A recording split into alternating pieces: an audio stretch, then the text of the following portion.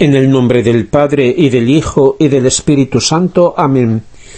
3 de octubre del 2024. Queridos hermanos, después de haber hablado de la Santa Iglesia, debemos tener ideas claras sobre la obediencia. Para Luisa fue regla fundamental de vida, como antes lo fue para Jesús, que dice: la obediencia fue todo para mí. La obediencia quiero que sea todo para ti. La obediencia me hizo nacer. La obediencia me hizo morir. Y dice San Pablo: Jesucristo, aun siendo de naturaleza divina, no consideró un tesoro codiciable ser igual a Dios. Antes se anonadó, tomando la condición de siervo y haciéndose semejante a los hombres. Y en la condición de hombre se humilló, haciéndose obediente hasta la muerte y muerte de cruz. Por eso Dios lo ha exaltado y le ha dado el nombre sobre todo nombre. Y Jesús explica qué cosa es la obediencia y dice a Luisa: ¿quieres saber qué cosa es la obediencia? La obediencia es la quinta esencia del amor. La obediencia es el amor más fino, más puro, más perfecto, extraído del sacrificio más doloroso, que es destruirse a sí mismo para revivir de Dios. La obediencia, siendo nobilísima y divina, no admite en el alma nada de humano y que no sea suyo. Por eso toda su atención es destruir en el alma todo lo que no pertenece a su nobleza divina, como es el amor propio. Y cuando lo logra, poco se preocupa de ser ella sola la que se esfuerce y se canse en lo que es del alma, y el alma la deja tranquilamente descansar. Por último, la obediencia soy yo mismo. Pero antes de hablar de la obediencia debemos aclarar qué cosa es la autoridad y qué cosa es el magisterio. El problema de la autoridad: toda autoridad que tienen los hombres viene de Dios. La autoridad de los padres sobre los hijos, la del esposo, como dice San Pablo, cabeza de la esposa respecto a ella, la de los gobernantes sobre sus conciudadanos, la de los diferentes pastores en la Iglesia, párroco, obispo, papa. Sea claro que la autoridad no viene de abajo, del pueblo. El pueblo, es decir, el cuerpo social, puede delegar a alguien que lo represente, pero la autoridad que representa la de Dios viene de Dios. Por eso dijo Jesús a Pilato: tú no tendrías ningún poder o autoridad sobre mí si no se te hubiera dado de lo alto. Y dice el apóstol Santiago: todo buen regalo y todo don perfecto viene de lo alto y desciende del Padre de la luz. Pero ¿cuál es su objetivo? ¿Cuál es la finalidad de la autoridad delegada por Dios? La de ayudar a los subordinados a que cumplan la voluntad de Dios. Pero servirse de la autoridad, servirse de la voluntad de Dios por querer imponer la voluntad del hombre, cuando se separa de la voluntad de Dios o cuando contradice la verdad que viene de Dios, eso es diabólico. Por eso Pedro y Juan replicaron: si sea justo ante Dios obedeceros a vosotros, más que a Él juzgarlo vosotros mismos. Nosotros no podemos callar lo que hemos visto y oído. Por eso quien tiene una autoridad debe tener mucho cuidado para no ponerse en lugar de Dios. Y dice el libro de la sabiduría: escuchad, oh reyes, y tratad de comprender, aprended, gobernantes de toda la tierra, poned atención, vosotros los que domináis multitudes, y estáis orgullosos del gran número de vuestros pueblos. Vuestra soberanía procede del Señor, vuestro poder del Altísimo, el cual examinará vuestras obras y escrutará vuestras intenciones, porque aunque sois ministros de su reino, no habéis gobernado rectamente, ni habéis observado la ley, ni os habéis comportado según la voluntad de Dios. Con terror y rápidamente Él se alzará contra vosotros, porque un juicio severo se cumple contra los que están en alto. El inferior merece piedad, pero los poderosos serán examinados con rigor. Una segunda tarea de la autoridad es proveer al bien de los que de ella dependen. Proveer es encargarse con cuidado y procurar los medios que hacen falta para el cuerpo y aún más para el espíritu, para realizar la finalidad de la existencia que Dios nos da, es decir, la asistencia y la providencia de Dios pasan también a través de la autoridad que Él concede para el bien común. De ahí que Dios, habiendo creado al hombre a su imagen, ha querido compartir con él en diferente medida sus prerrogativas, no sólo hacerle partícipe de la condición propia del Hijo de Dios en cuanto hijos adoptivos, dice San Pablo, sino también la condición propia del Padre, dando la vida a otros, vocación a la paternidad y a la maternidad, ya sea física, ya sea con mayor razón espiritual. La condición del Padre, dando la vida, teniendo cuidado y providencia de otros y guiando mediante la autoridad a otros, para que alcancen el fin para el que Dios los ha creado y los ha encomendado a quien ha dado esa autoridad. Esta es una especie de comunión maravillosa de vida y de amor a la que Dios llama al hombre.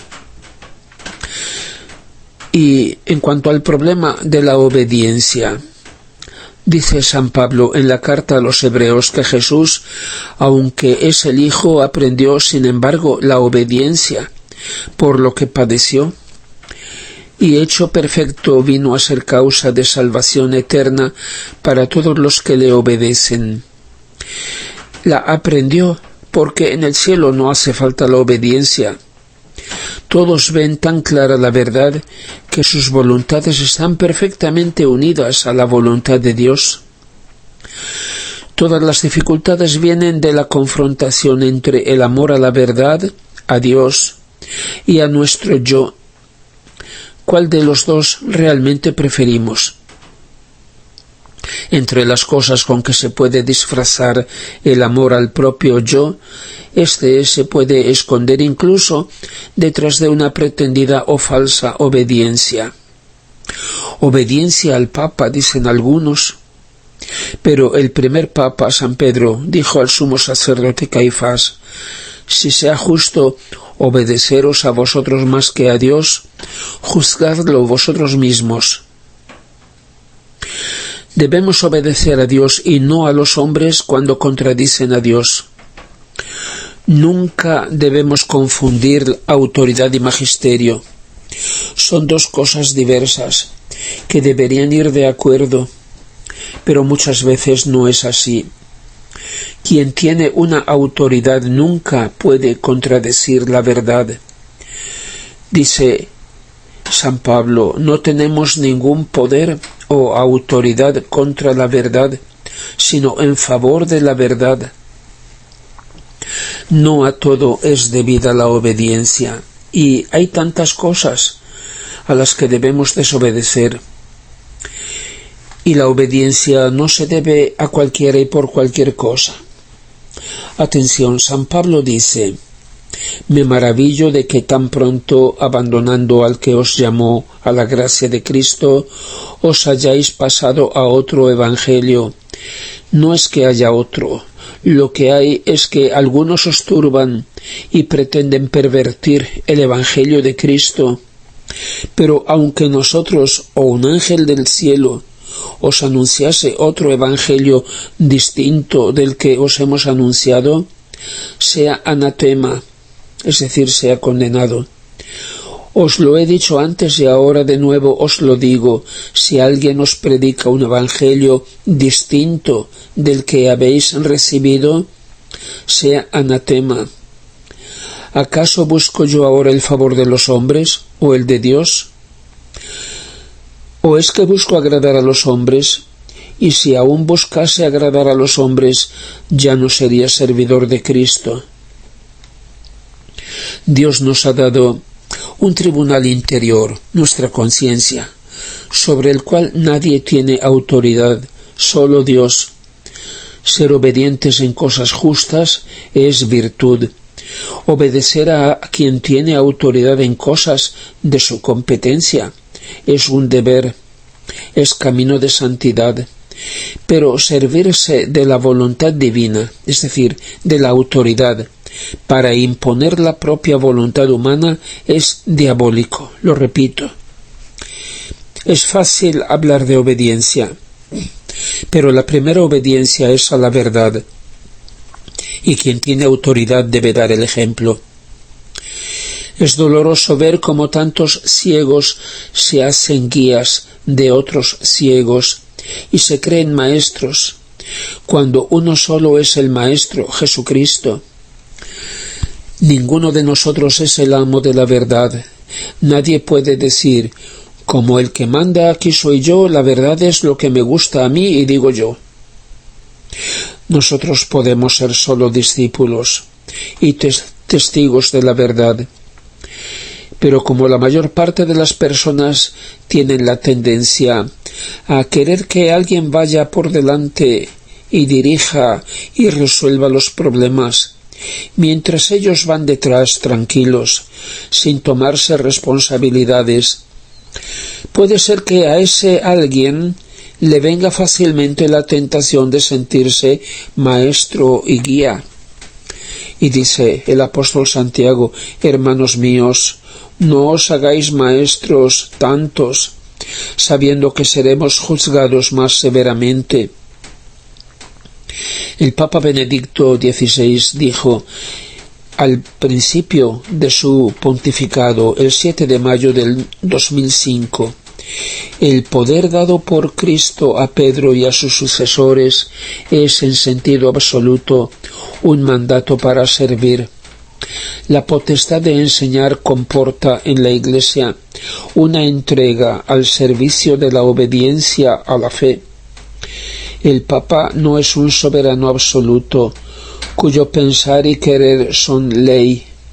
Al contrario, el ministerio del Papa es garantía de la obediencia a Cristo y a su palabra. Él no debe proclamar sus propias ideas, sino vincular constantemente a sí mismo y a la Iglesia a la obediencia a la palabra de Dios, frente a todos los intentos de adaptarla y de aguarla, así como frente a todo oportunismo. Y dijo el 14 de abril del 2010, el sacerdote no enseña sus propias ideas, el sacerdote no habla por su cuenta, no habla para crearse tal vez admiradores o un partido suyo, no dice cosas propias, sus propias invenciones, sino en la confusión de todas las filosofías, el sacerdote enseña en nombre de Cristo presente, propone la verdad que es el mismo Cristo. El Señor es celoso de dejar a otros su puesto de maestro. Él puede tener su vicario para confirmar a sus hermanos en la verdad, su representante, que lo hace presente, pero no un sustituto ni un sucesor. Ser vicario no es ser sustituto, y menos aún sucesor. Significa hacer las veces de quien tiene la autoridad, el cual se hace presente por medio de su vicario. El vicario no se pertenece totalmente a aquel que lo ha designado, llamándolo a cumplir esta misión. Sumo honor ser de algún modo vicario de Dios. Cristo ha querido como vicario suyo respecto a la Iglesia a Simón Pedro, designado por el Padre.